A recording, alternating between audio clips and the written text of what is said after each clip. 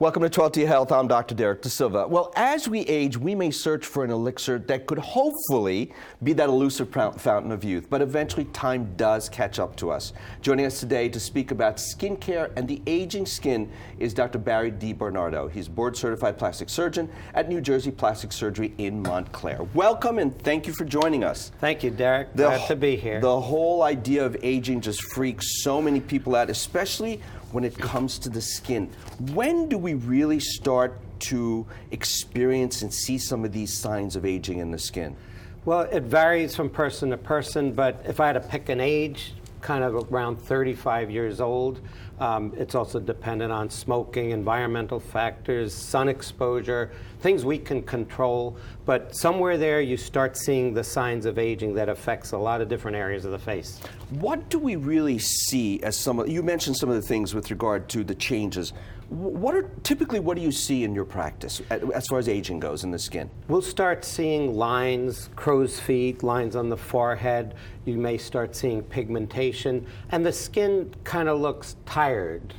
It's just not glowing and tight anymore. And what are some of the things that you can do for this? Well, there's two parts. One is preventative, sunblocks, all the things you can do, don't smoke.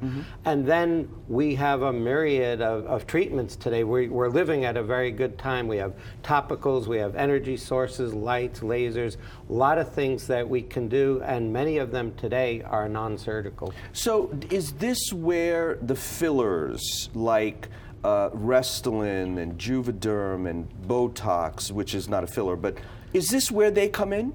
Yes, we have a multi-pronged approach.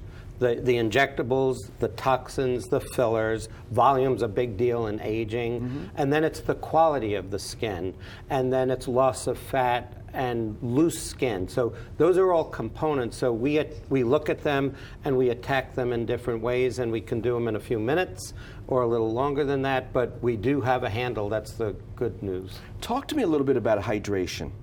For me, I think that's a big deal. Can you just, from your perspective, water, hydration? So we know, as physicians, the body is 70% water.